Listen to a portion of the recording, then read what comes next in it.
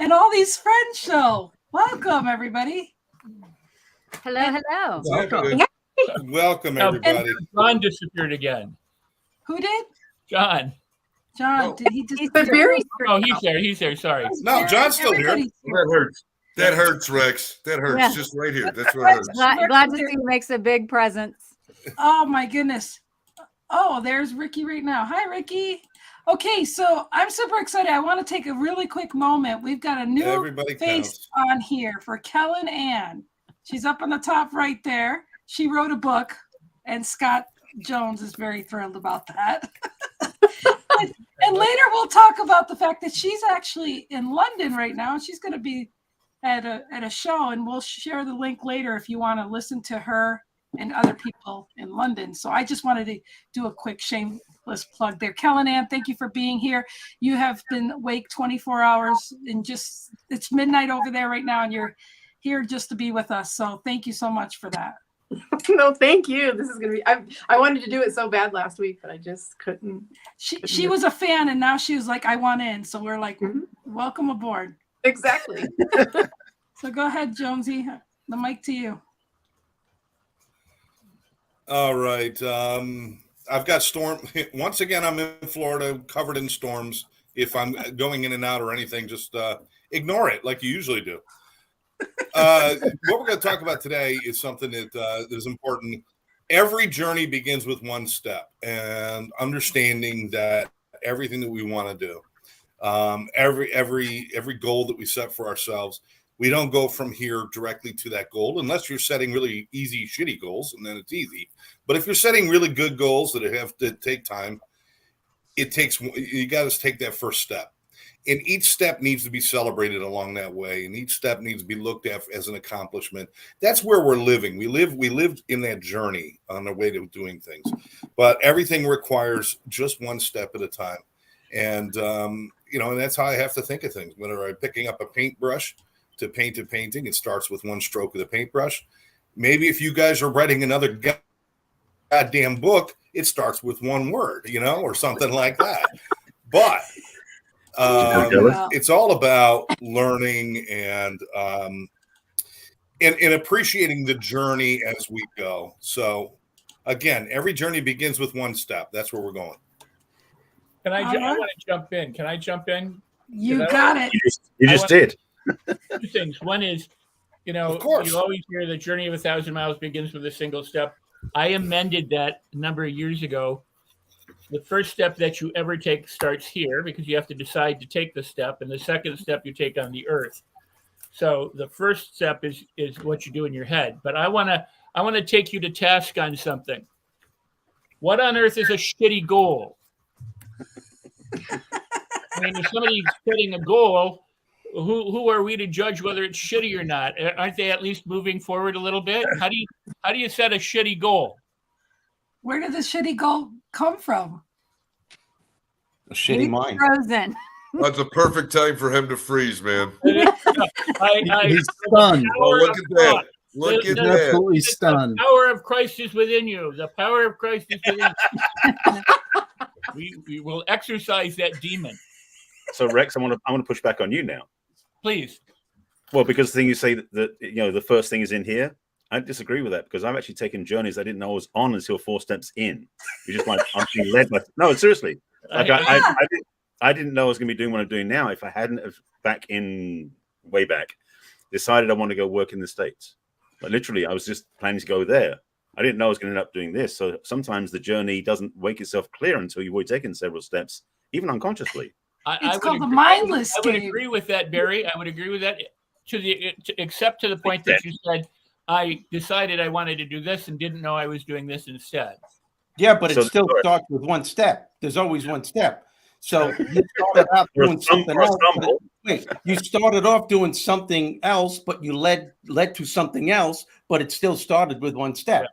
I started out doing stand-up comedy, and I thought that's what I was going to do. But all of a sudden, I took different steps in another direction to become a speaker. But the first step started as a comedian. So it's always starting with the first step.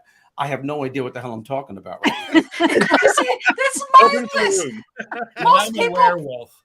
Okay, so So these highly intelligent people on the stage right now, they're confessing the time of their life where they didn't know what the hell they were doing, but they were mindlessly doing something. And here we are now. We're assuming there was a mind involved. I guess I just take action. You know, sometimes you're not sure where it's gonna lead you, but the one step you got to put action behind it to get moving. Yep. Well, Socrates said, and I knew him well. Sure he did. We just had lunch. I just wish he wouldn't have wore that stupid white robe. He embarrassed the shit out of me. Remember, this is the guy that has the conversation with no. A student went up to Socrates and says, "How do I get to heaven?" And Socrates says, "You take every step in that direction." And of course, the person punched him in the face and said, "That makes no sense at all." But you do. You got to take every step in that direction, knowing that somehow, some way, you're going to go somewhere.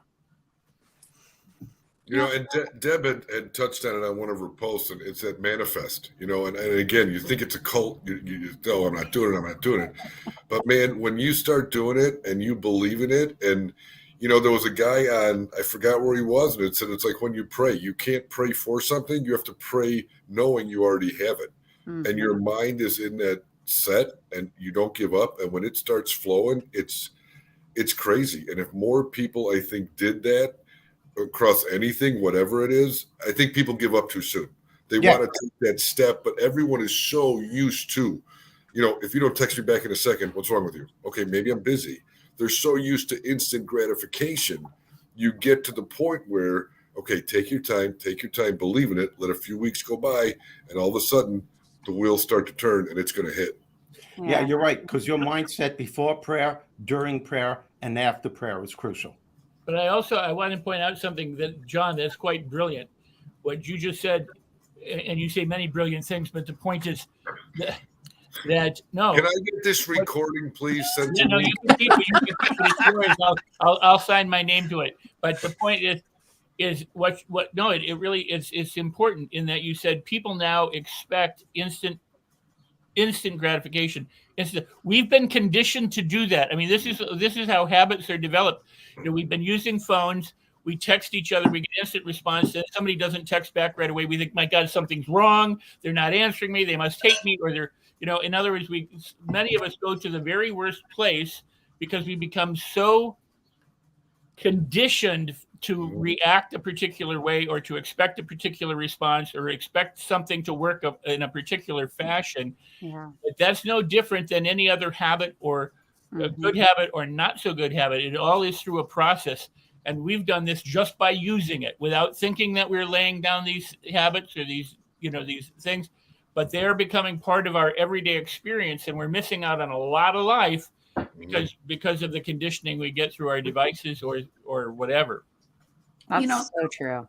And like Steve said, as far as taking action of doing something's better than nothing, most of the times when you hear people's success stories of where they started and where they went, like Steve said, didn't know where you were going. You just ended up starting to do something, and then you evolve and you take the journey and you stop and things change. And Barry said that too.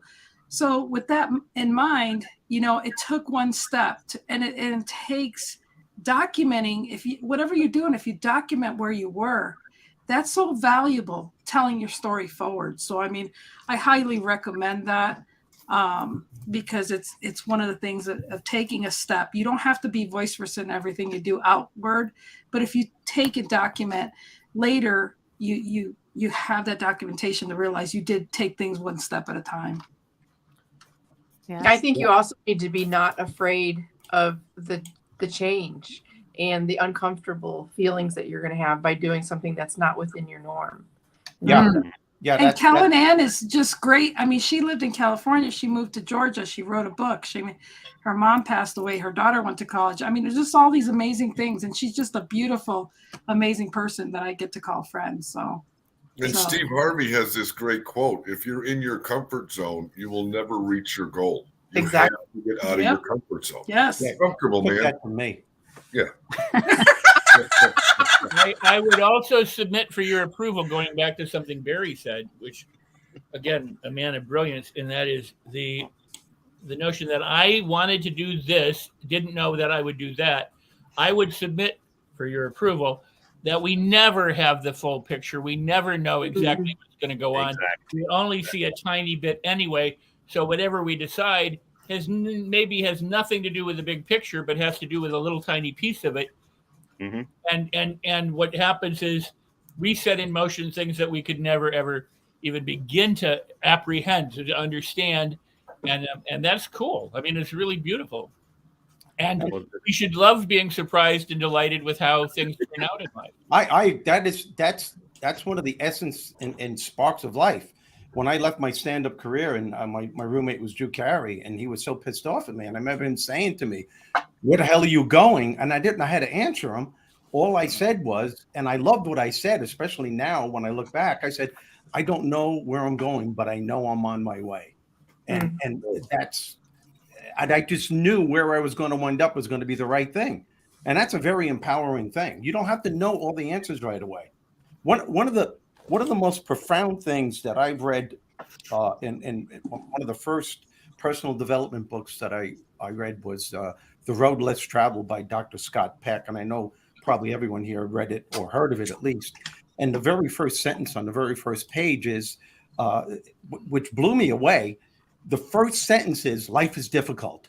And I looked at it and I read it again. And I remember saying out loud, "I know that. That's why I bought the book, asshole." Okay. But then he goes on to say in so many different ways that once we come on our journey, once we come to the realization that life is difficult and you're going to be confronted with challenges, and some of us are going to hit insurmountable odds, the unexpected will attack you. Once you come to that realization, life becomes a lot easier, because you don't have any preconceived ideas that life is pointing a finger at you, or a higher power of the universe is picking on you for something that you might have done in the past. And life becomes easy. You just take every step in that direction, learn from it, and keep moving. Well, I don't know if it's easier, but the thing is when you move from that level of where you are, you're opened so much more to be brighter and bigger than where you were. No, what I mean by easier though, is that if we taught our kids, I think we make a mistake as adults when we tell our kids that, you can get everything you want, and if you dream, you can get it. No, kids need to know that life is beautiful and you can fulfill your dreams, but life is filled with challenges and you are going to be confronted with them. Right, and you don't want to stay on it. And when you know that, you don't feel like you're being pinpointed, like life is pointing a finger at you. Well, what I'm saying is you're not staying the easy street. You're moving. Right. You make sure you move. Right. You elevate yourself when you're at the easy street, because I tend to disagree with some of that, and that is, and maybe this will open up to other people, and you can readily disagree with me, but our expectations shape so much of what we find in the world, and a lot of kids are growing up that the world is hard and it's terrible and everything sucks, and then there are other kids who are silver spooners and nothing is ever wrong or bad. But I think, if you look at science, and science will say for every cause there's an effect, and for every effect there's a cause. And there's this law of reverse opposites, which means if there's good, there's also calamity. If there's calamity, there's also good. We're the ones who judge things as hard. That's completely independent. It's like when a scientist has a result, they interpret the result, and that's where the problem comes in oftentimes. The result is whatever the result is, but the science either says, well, this proves this or doesn't prove this, or this, So what we do with life so often, I hate that. I hate the idea that life is difficult. Why would I ever want to embrace that? I want to embrace that life is all sorts of things, and that I can accomplish all sorts of things, and I have all the resources necessary, no matter whether it's up or down, or if there's a storm, there's a storm. So, okay, get over it. If there's a sunny day, it's great, and get over it, because all of that passes. So I'm not as big of a fan on the, hey, let's just tell it, let's adopt the attitude that life is hard. Although I will say this, I don't know of a single true chess champion who says, get me the worst chess player ever so I can beat their ass. They go, get me the top chess players in the world. I'll play them all at one time on multiple boards so that I can prove that I am the true chess player. They like that challenge. They like it. The the mentality of a champion is far different than the mentality of a victim or a loser. Yeah. Mm-hmm. Yeah. Mic drop. But a lot of times we also have a tendency, a lot of people, depending on how you're raised, they make challenging times more difficult than it has to be. You know, it's like, you know, oh, I knew this was going to happen. It's how you identify with the challenge is what makes the difference. It's that internal dialogue that you're adding to the challenge, that story that you're adding to it that makes it very difficult.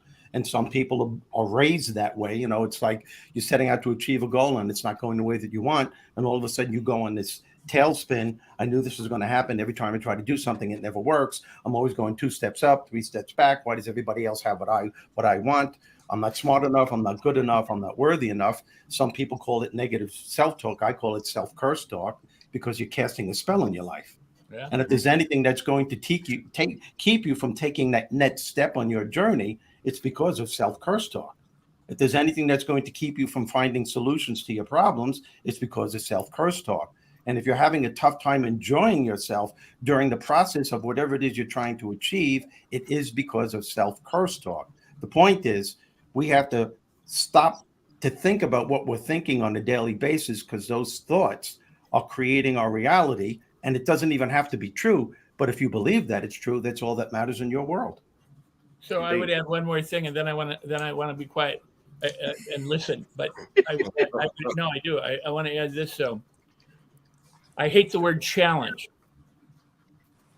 You know, if you're a rock climber, it's a challenge, or if you're a chess player, like I described, it's a challenge. But I like the word opportunity instead. Of course. And I think if we would say to teach children and people to say, you know, things happen in the world, but it's always an opportunity. It's like what Hill said, you know, inside of every adversity is a seed of an equivalent opportunity, but you've got to find it.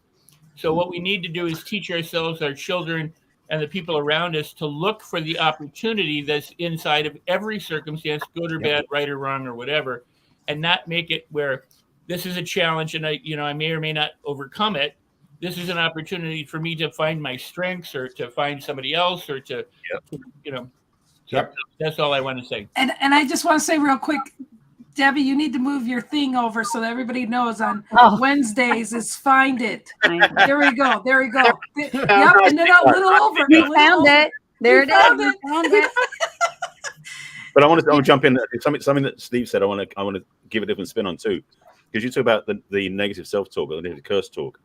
It's for me, it's like there's affirmations and then there's affirmations, and you have to add something. Because what we're doing, it's like basically we're putting nails in our own shoes, like nailing ourselves to the floor because we don't believe it's possible. So what you said is absolutely true. We've got to get out of that ever decreasing spiral of possibility and start rising ourselves up. For someone to speak to, something that Rex said earlier that just triggered a thought in me was that when my book that I wrote wasn't planned, I had no desire to write a book. I still don't believe I've written a book sometimes, even though it's there, right there. Yeah, it's on Amazon. You can get it yourself. Little plug. But the thing is that when I first started putting out ideas about what I was doing, a friend of mine who was a marketing genius said, just put out social media what you believe about relationships. So I did, like little quotes every so often and put them online. I saved them up in a Word document because, you know, it was disappearing down my feed. And I asked the question, which is dangerous, what do I do with these? And a little voice in spirit said in the back of my head, write a book. And I basically almost laughed my head off. I was like, I'm not a author. I don't write. You know, I failed English at school. I didn't write. So this went on for a couple of weeks, but the voice never changed. And this is the thing I love about working with spirit in my life is that there's a subtlety, consistency, and calmness that I just know it's not me talking. You see, and that was all That's one awesome. Step. Say again? In taking all those one steps, you ended up having a book full. That was the thing, is that it was just the next step. And that's the other thing. I mean, Scott said this last week. Scott Schilling said this last week about that fog. It's like you take one step and you look and see again. You can't see the whole thing all up front, which is what we're talking about here. Is I didn't know I could write the book, but then I looked back and realized I'd already taken steps without realizing it that gave me the skills to write the book. And so what I just want to say is you don't have a laid out plan of what your life's going to be about. None of us do. So in a nutshell, it's a mindless book. No. Well, yeah. It is a mindless book. It's a heartfelt book. That's the difference. That's right. That's right. Great. That's recovery there, echoing each other. Good. And the world's better off because you wrote it, Barry. Yes, it is. That. Absolutely. But I want to say to something finish about the point, that. though, is that really we have to remember that we don't need the whole master plan to take the first step. That's right. I think we're all saying the same thing, really. Is you got to trust in the journey. And the journey is sometimes the best part of life is you never know where you're going till you get there. Love it. There's another analogy that fits all of this. And that is, if we know where Los Angeles is and we know where New York is and we know it's going to be nighttime somewhere in between, how can we get there? Through the dark with headlights that only shine 200 feet. We get there 200 feet at a time. And so that's really the way most of life is not having to see the distance, the entire distance or the entire length of the trip or journey or whatever it may be. We simply need to see a portion of it at a time, do the best we can in that portion, and course correct along the way. We're going to be off course far more than we're ever on course, typically. But the only way we're going to get feedback is to take an action, whatever that action might be, and then you evaluate. Is it good? Is it bad? Is it taking me to where I want to go, or does it take me from where I want to go? Course correct and go again. Love that. Great wisdom. The other analogy I keep looking at is a basketball player who, you can't dribble. You gotta dribble when you're running, but if you're staying in that one position, your foot's there, and you're having to look for a place to throw that ball. You're pivoting but you got to take an action. You just can't stand there. That ball's got to go somewhere. You got to dribble while you're playing, but not while you're drinking. That too. Or you can try. I want to say this. I loved that, Rex, you were talking about seeing opportunities instead of saying that something is a challenge, which I use that word a lot, I've noticed. Instead seeing the opportunity. And my daughter and I had a conversation a couple of weeks ago where she was put in a situation that was, I would normally say challenging, but she and I were talking and she said, I'm growing as a person. I can tell because I'm using this experience as an opportunity to learn how to handle myself and manage this in my future.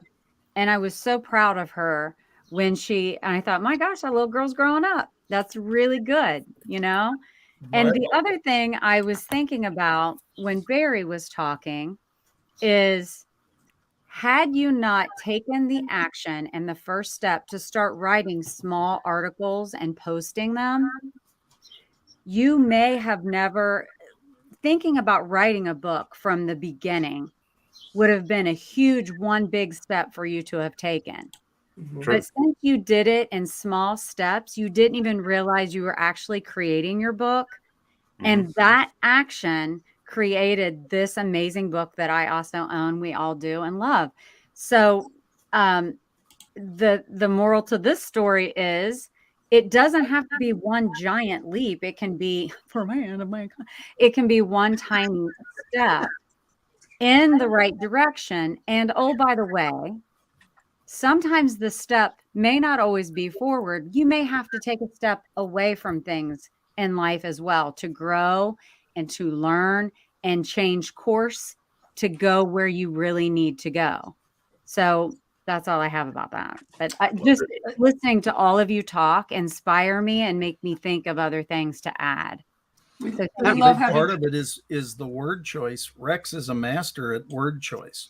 And I think we all, or many of us, started using the word challenge to avoid the word problem. Exactly. And so, that's exactly it. It becomes the escalating word choice to something. And, again, you can wordsmith a lot of things, and words are very important because they have their meaning, or the vast meaning that people put to it. So I love the idea of opportunity as opposed to challenge from that side, because again, it tends to be on the more positive side of it all. But I think literally the reason people have turned challenge into a problem, they've used it so much, quite frankly. And that's what I think our children need to be taught from the get-go, from the beginning. I teach my grandchildren mistakes are called do-overs. You know, you didn't make a mistake. Now you have another opportunity to get it right. Yeah. And what do you learn from it? If they can learn that from an early age, then they don't have to worry about their subconscious 20, 30 years from there spitting shit back at them and reliving that same thing over and over again, because your subconscious is really the genie of your soul. It brings up all those bad memories. And when something doesn't go the way that you want, when you're in your 30s, your subconscious is going, see, you can't do it right. You never do anything right. Look what happened to you 30 years ago. If the subconscious can also bring up the good from yes, it can. That's my point. That's what we need to be enforcing on our children, I think, is to look at you're going to be confronted with problems. There are going to be challenges and difficulties, but that doesn't mean it's the end of the world. It's what do you learn from them? What are your options after that? Know that you have options. You have a choice on how to respond. That is really beautiful, Steve, because, you know, if instead of saying there's a right answer and you got it wrong, if you end up having creativity flourish, because there's usually, you know, there's more ways to skin a cat, that kind of thing. There's more ways to accomplish things than we can readily understand. And if we stop because we're wrong, we are not going to be very creative. We're just going to feel bad. So if you say, well, this is an opportunity to do it again and discover something different and new. In fact, if you could do it 3 or 4 or 5 or 10 times, think of how rich, you know, your life would be, as opposed to there's the answer, because, you know, our schools don't have anything to do with experience. They have to do with regurgitating memorized material. And if there's a right or wrong thing in that. So, but in real life, you know, we don't need memorized stuff. We need do-overs. We need to understand that it's an opportunity. We need to understand that we're resourceful and that there's possibilities of things that we will never ever discover if we're not open to it. And if we never have that, quote, what used to be called a mistake, you know, if we've never encountered that, we never ever have to change direction or go somewhere new. And so this is really nice. So what you just and that's what empowerment is all about, right, Rex? I mean, that's what it's about, man. It's like taking your life and turning it into something, you know. And I think all of us here can think of someone, maybe that you even know personally, that overcame what most people would call extreme adversity, but did something with their lives. And made a difference in other people's lives as a result. All right. Look at Michael Jordan. He's missed more shots than he's made. You know, we had a sales meeting the other day, and someone was talking about sales calls. I'm like, take a look at this guy. Look where he's at now. He didn't even make the high school basketball team. Exactly right. So you know, not that. I mean, we're all on his level. We know that. Other people don't. But you know, you break that down to. They do now, John. When you call me brilliant, I'm going on that one, man. I'm riding that train for as long as I can, Rex. So I mean, you bring that to that level, and people don't realize that. They look at the success they've had. Yep. They fail to look at how they got there. Mm-hmm. Yeah. Yep. Can I share a word I hate? Really good. Yes, go ahead. No, I hate the word goal, because it has so confining and constraining. When my daughter was younger, I wouldn't say, what is your goal for this year? What is your goal for the week? I go, what is your dream? Because, you know, when we have a dream, we allow it to evolve and change. Like, okay, I'm not going to be a ballerina this week. I'm going to be an Olympic horseback rider. Or, you know, we can snap a dream and adjust and move with it so much faster. But if like, when you put the word goal on it, you put such pressure on it, and it's like, it's so confining. I don't think that you can, it doesn't allow you to evolve. You know, our friend Glenn Morshower, that's a friend of all of ours. We're blessed to call him a mentor and just a great guy. But who, me? Did I freeze? Okay, I'm just probably a little slow, but that's okay. Glenn says, as far as the goals, that's something you're trying to attain outside of you when you have everything you need inside. So as far as goals, since he said that to me, I don't look at things as goals, because you're trying. You know, another way to think about that is if you look at football. I mean, there's soccer, but let's talk about American football. The only time you make a goal is if you punt a goal, right? You have to go between the goalposts. Otherwise, your job is to get it into the end zone. You're just supposed to advance the ball from one end of the field to the other end of the field, you know, all and while defending it, you know, as you move along. And so I'd far rather go, I want to get into the end zone than I want to accomplish a specific goal. I want to get pet. It's kind of like the most amazing thing for me is that there are actually people who put these barricades on a racetrack and then run around jumping over them. And they do it purposefully and intentionally, and they compete against each other to see who could get to the finish line the fastest while overcoming these hurdles. And yet most people don't. They want to avoid hurdles. They don't want hurdles. They don't like hurdles. They don't like it. But these people put them in their path, and then so that they can leap over them in a single bound. Yeah, I love it. We've got analogies all over the place. You do indeed. I have Bill and Ted's excellent video streaming, so sorry about that. Let me also say something, Scott, about the words. We not all words carry the same weight for us. I mean, you can an article like the word "the" doesn't mean much, but if you say something like, check this out, this will be fun. If I say the word dog, and you think of a dog, everybody would say a dog. If you don't like dogs, you will have a certain experience versus if you love dogs. And the dog that you think of when I say dog, maybe a dog that was yours, might have been a neighbor's dog, might have been a strange dog, depending on the circumstances. Now, notice how this changes for a second, if it does. Wet dog. Do you have a different dog or a different experience? Smelly. Right. How about bad dog? Yeah. Mm-hmm. So, I mean, our experience with words changes based on how we use them or how we're anchored or associated to it. So, to your point, Scott, we ought to be very, very careful, or at least attempt to express ourselves the way we want to, or use the words that make us more easily or readily get to where we want to go with at least a little friction while learning all along the way and being delighted in discovering that, as opposed to using those words that are heavy, like I'm really challenged with this goal of mine.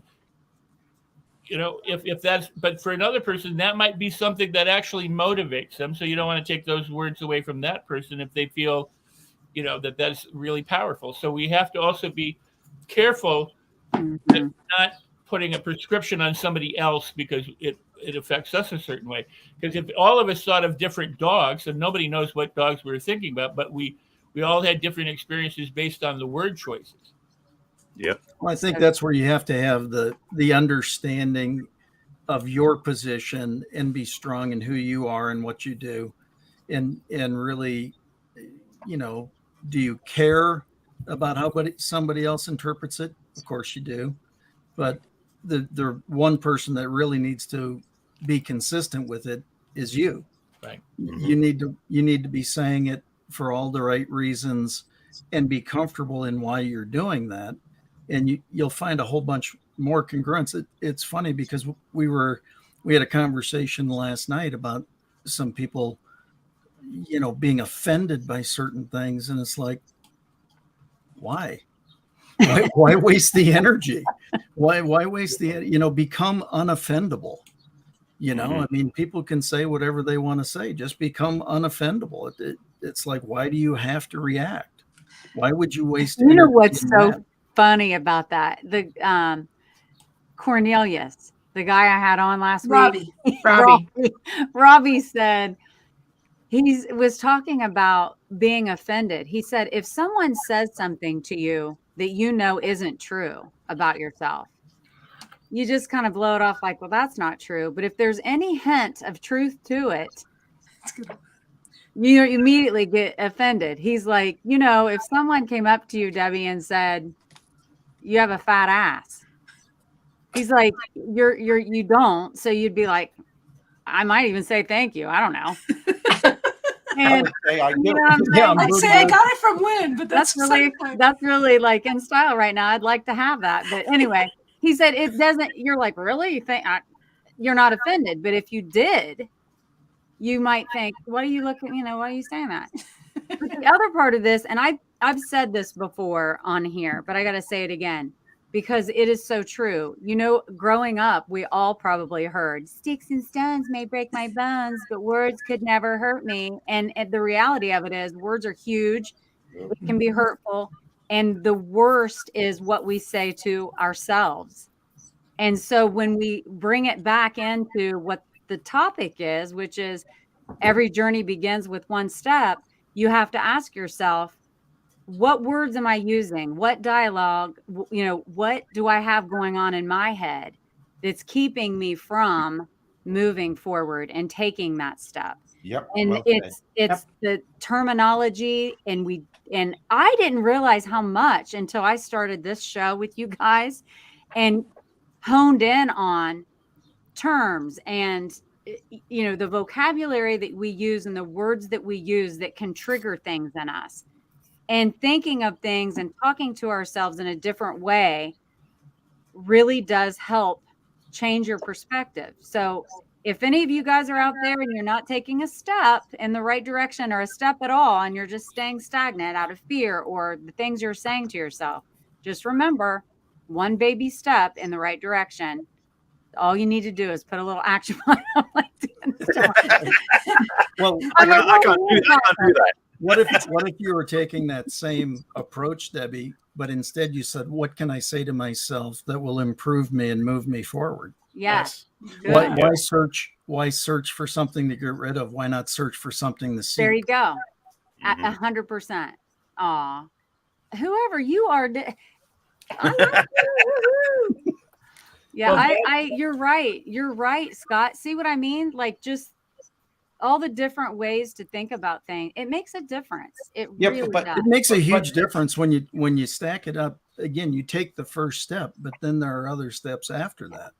And so the more consistent that you can be in that direction, and you can do it. And not everybody's going to agree with you, and not everybody's going to, want to hear that you're positive or you're moving forward or you're doing different things or you're seeing light at the end of the tunnel or whatever however you want to describe it.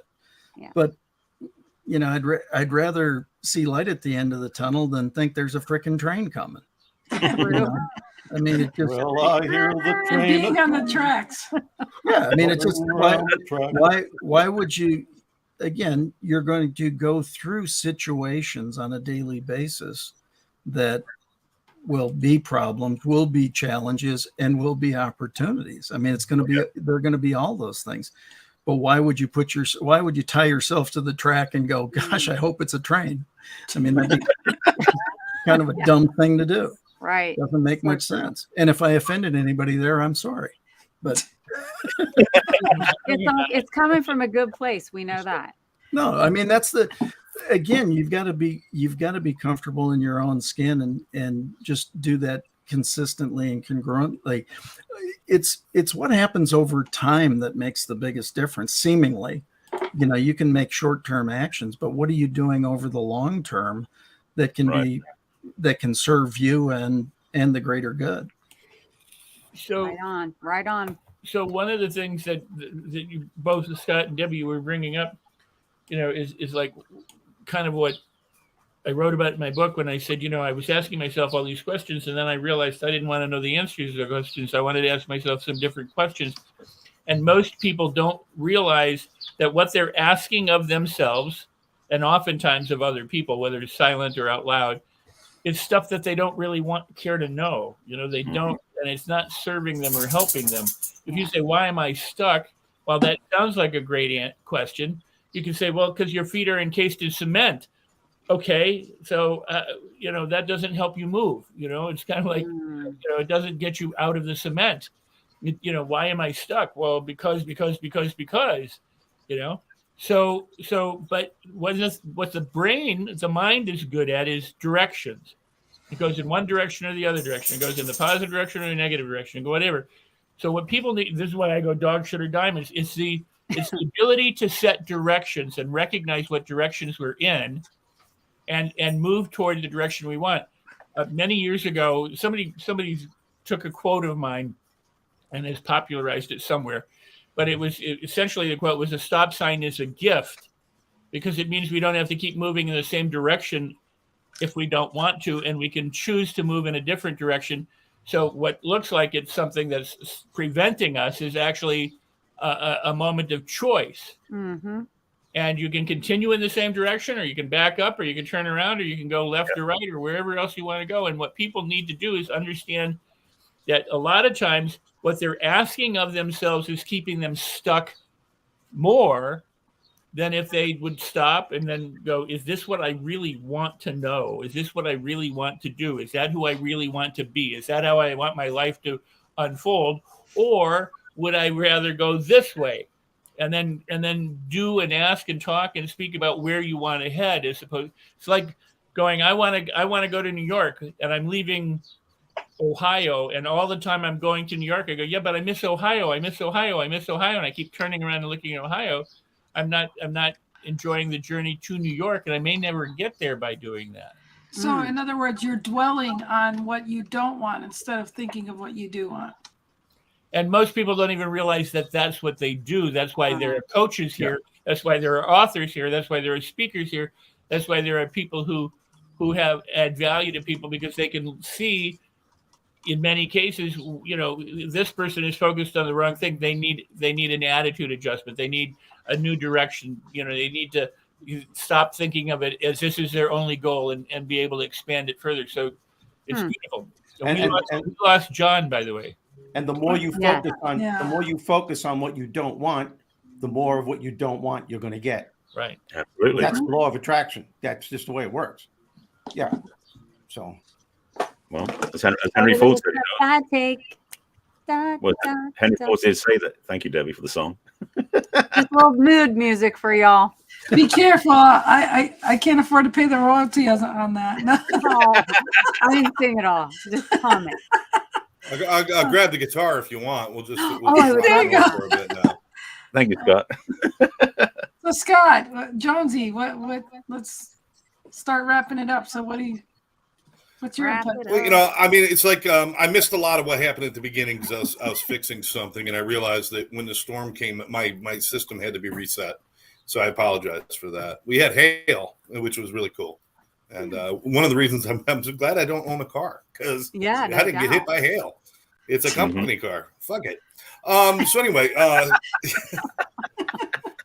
problem is I own the company, so I'm screwed. The reason I brought this up, and it's break like my bones, but hail will kill my car. That's correct. And by the way, sticks and stones has now been outlawed in Florida. You're not allowed to use that anymore because they are taking away all of our words and all of our expressions and all of our learnings and all of your books and all of your rights and all of your everything. It's like is that show not banned in Florida too? What was that? Oh, is that show banned in Florida as well? Oh, this show? No, not yet. They haven't found us yet, but once they do, that's why his Wi-Fi and his internet keeps going. Oh, yeah, I know. So let's change the template, make it rainbow colored, and then we will be going. I got the governor out there trying to pull the wire out of my house. That's what he's doing. Listen, the reason I brought this up, this is really specific. In my specific reason for bringing it up is a lot different from what you guys do, and I understand that. There's a level of loss that comes with mental health disorders and addictions that precludes you from thinking about even taking one step. It just you're frozen in your pain and you're frozen in your suffering, and it's like you might be moving, but your eyes are shut. You're walking through the woods, bouncing off trees, falling into ravines, and doing all that stuff. You're just lost. And one of the things that I try to help people with, and this is something I had to learn for me, and it was important, and maybe there's some people out there that are in that kind of extreme, we'll call it, the technical term is stuckness, that are in that extreme stuckness that don't see a way. And all I'm trying to get them to do is focus on one direction. That's all. The beautiful thing is that when you're that lost and you've gone that far down the rabbit hole, if you will, when you wake up and you start to look at, okay, I want to go somewhere else, I want to be somewhere else, you got to choose that. You got to choose something to move towards, or else you get to the end of your driveway. It's like, do I turn left or right? You don't got no direction. You need to have something to move towards. But the beautiful thing is if you pick that and you start moving towards it, I teach people as you're taking each step, more pathways start to become exposed to you. And what happens is that goal might change. But I'm moving positively. Where I am stuck, there is no path. There's nothing. It just has to be that first step. And that's what I'm trying to tell people. I know you want all of these things. I know you want your family back in your lives. I know you want to your health back. I know you want to get out of trouble with the courts and with jail. I know you want to stop hurting, but it's not going to happen today. But if you don't move towards it, it'll never happen. So just take that step and start moving. And I'm going to tell you something. People who struggle with mental health, people who struggle with addictions, people who struggle with all of these things, these hard times, they don't lack willpower. They don't lack that. They just lack direction. They lack motivation and goal. And I use the word goal because I like goals. Because of the work I do, there's a lot of times people come at me with deadlines. I hate the word deadline. That just drives me nuts because I feel like I'm going to die if I don't reach it. But I like to say my goal is to have this done. So like Scott and Rex said, words are just, they're arbitrary because everybody uses them differently and it means something different. So when I'm saying goal, it doesn't mean it's the end all be all. All I'm saying when I'm saying the word goal is it's direction. And I love watching people when they take those first couple of steps and they're like, well, I was going to go to school and do this. But then as I was moving towards that, I found this and I started doing this. And then I started doing, and I'm like, congratulations, you just discovered what we like to call life. You get to move and do things and change directions and do different. But you got to start moving in one direction. Here's the thing. If you do it without goal, what we'll do is we'll revert back to what we know. We'll revert back. If you don't have a direction, you revert back to the direction that you don't even want to go in, but it's popular. That's why abusive relationships continue year after year. It's because they can't take a step towards something different. That's why people return to the drugs year after year, because they can't take a step without having something to focus on or some direction to move in.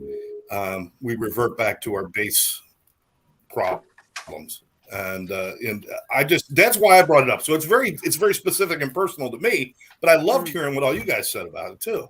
Yeah. For me now, it's I got my only issue now is I keep getting to these as I'm moving, I keep hitting crossroads saying, well, shit, now I got a lot of choice. I don't know which one I want to do, and that's a beautiful problem to have. Yeah, indeed. And sometimes I'll do the hard stuff just because it's hard, and sometimes I'll do the easiest stuff just because it's easy. But I'm moving. Yeah.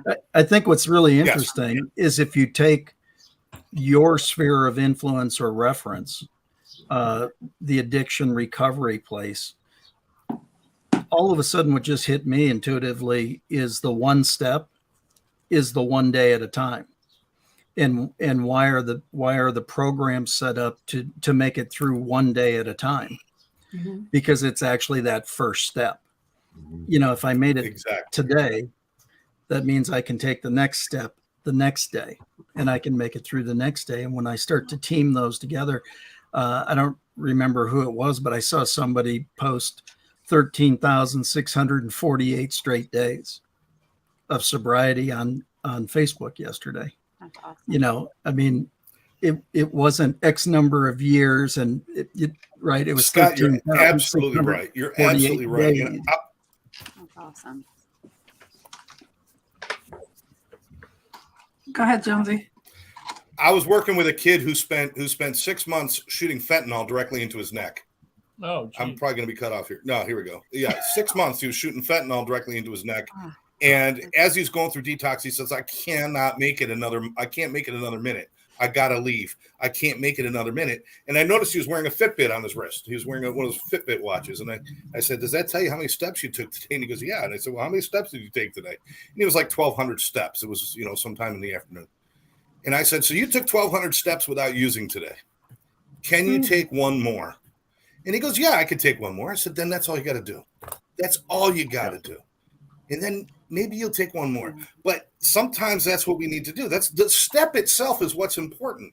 The day is what's important. What I'm going to achieve 10 years from now doesn't mean shit. I might not make it that far. There's a bus with my name on it. I swear it's out there somewhere. But if I'm focused on that 10-year goal, I'm never going to succeed or feel anything. I've got to feel the step. and appreciate it and look around. And you're right, Scott. That's where that all comes from. That one day at a time. It's all about having something that's achievable and something that I can look back on and say, I did that. Now let me do it again. That's all I'm going to say. Everybody, please, let's do the wrap up. Troy Gray that was on here. He is a big influence. He's a reverend in town. He has a recovery center, and he walks the walk and talks the talk. I'm telling you. And he was just, he would be amazing to have on your show, Scott. You would love him. He would love you. He does a lot of good work. I love everything that you guys say. I'm inspired every time either I'm on and listen, or I'm on the other end of the watching you. I just believe in my heart that it's a good reminder to myself as I'm starting new things in my life as well, that things, I want to say, it's not challenging. There's opportunities and all of these new ventures that I'm taking. I need to remind myself of that as much as I want to give advice to other people. I need to take my own advice, and I need to listen to you guys and get that shot. Now, I talked to Steve earlier today, and it made me feel so much better. So even if that one step is just reaching out to someone to have a conversation, do what you need to do for you. Have a great night. I love that. Awesome. You know what? I'll jump in real quick. And first of all, you got to surround yourself with the right people. You cannot do anything alone. And, to kind of correlate the sales side to even the addiction side, you want to win the year. You can't win the year unless you win a month. You can't win a month unless you win a week. You can't win a week unless you win a day. You're not going to win every day. You win a couple days, say you win 3. You just won the week. Maybe you lose another week. All of a sudden, the month goes by, you won 3 out of those 4 weeks. You didn't win every day. Don't expect to win every day. If you win 7 months of the year, you've won the year. And then you build from there. I love that, John. Thank you so much. And thanks for coming back.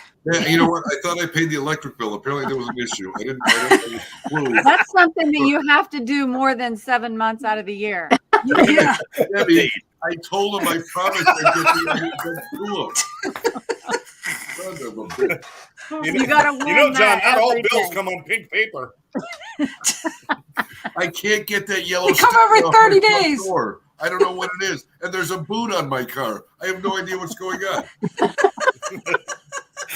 Oh, man. Mr. Two Hips, did you want to say something else? It just a great conversation once again. Just so many great little nuggets along the way and everything. But the reality is we all have our own opportunities to make it the best we possibly can. And typically we start with that single step to get there and get the feedback, get the information coming back to you, and get on a better path. There are challenges out there today. But the question is, which ones can you control and which ones can't you control? You can't control a lot of the stuff that's going on out there. You may think you can, but probably not. So why not look at the internal stuff that you can control and make it the best you can possibly make it? And once you do that, you'll probably have some pretty good results that string themselves together. Novel concept. Right. Thank you, Jonesy. I love you. No, that was Two Hips. Two Hips. I'm sorry. Love you, Jonesy. Too. Love you. Love you both. Love everybody here. Mr. Barry. Well, a couple of quick things. One, was it Ben Franklin who basically found out he made over 1,000 ways of not making a light bulb work? Yeah. Yes. Edison. That was Edison. Or Edison. Nice. There was a pile of manure. No, but the thing is, oh no, that wasn't Edison. Sorry. I love it. 10,000 ways not to fly a kite. Right, exactly. There you go. Yeah, So anyway, exactly. Go fly. I think it was Mo Howard. So one of the drop in here, there's a reminder, and this comes from a spiritual place, is that the 2 most powerful words you have is I am. Everything you start saying from that place has power, because I am is the original name of God in life. And one reason I say that is because most people will say I am and then just put a bunch of manure on top of that. Like I'm unworthy, or I'm not this, or I'm that, whatever the things are. So basically the power you have starts with the first step is affirming what you want rather than affirming what you don't want. Yep. So watch the language you use in terms of listen to yourself, because most people aren't even listening to what they're saying.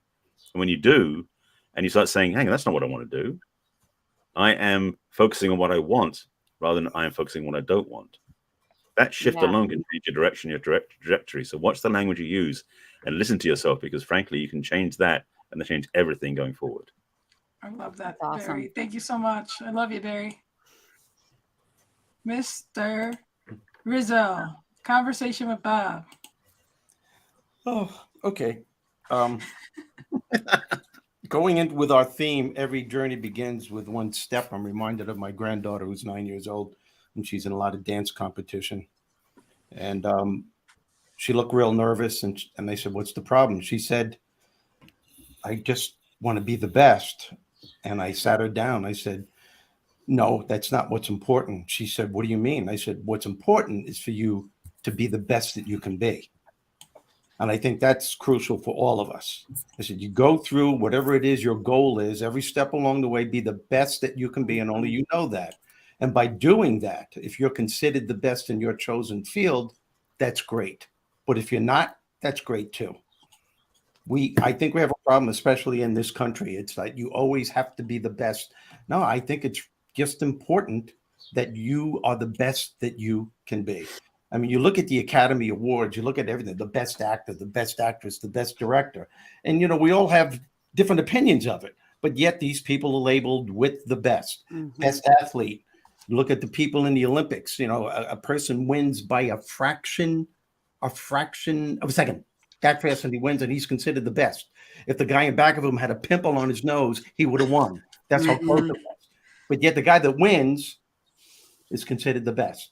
I think there's a problem with that. And I think everyone, especially the younger people, if we could just coach them to be the best that they can be. And if you're considered the best in your field, that's great. If not, that's great too. It's learning to live with yourself. Yeah. Oh, love that, Steve. Love you so much. And I know you came because Kellen's here, and I'm going to let Kellen come really quick here. And she did write this book, and she's out on tour talking about her book. But the really cool thing is she's going to be on Find It in 2 weeks. Yes, I can't wait. So, you know, you should be following Find It, Debbie Bettendorf. And Kellen is the only one on the panel here that hasn't been interviewed by her. So there you go. So, Kellen, what do you think of just being here? That you took your first steps? I love it. No, what I wanted to say, what I said before, is a lot of times people, they're afraid to take that first step. And don't let fear stop you from that first step, or let fear stop you from taking the third or the fourth or the fifth, because change is good. I'm sweet and short. That's all I can say. Aww. Just like your book, sweet and short, and I love it. So now, Mr. Rex Sikes.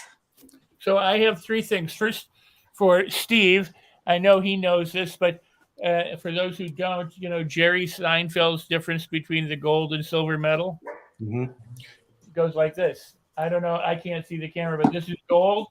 This is silver. Gold. Silver. Silver. Yep, got it. To Jonesy, deadlines, yeah, terrible. How about lifelines? If you keep your appointment, you get a lifeline to something good for you, to, you know, instead of it being a deadline. But it's doing the same thing. And lastly, how many ways are there to Rome?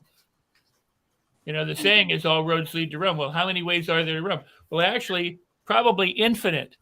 Going around the world, you know, split it like you do math that never ends. It's infinite. Or you could go through the world. The question becomes is, if you wanted to get to Rome, what are you trying to accomplish? Are you trying to get there the fastest, or are you trying to get there the slowest? Because depending on what you want, if I don't have a deadline, a lifeline to get there, I just want to travel, then you could take all the time in the world and enjoy the trip. If you have to be there tomorrow, then you have a certain amount of choices. So everything that you're doing is based on what it is you're trying to accomplish, and realize there's an infinite number of choices. You don't want an infinite number of choices, because then people go, well, I don't know what to choose. Mm-hmm. It's based on what you want to accomplish, and you take the first step towards that. Nice. Love that. Very cool. Yep. What a show. Very good. I can't do Lifeline because I think of Regis Philbin and I hate him.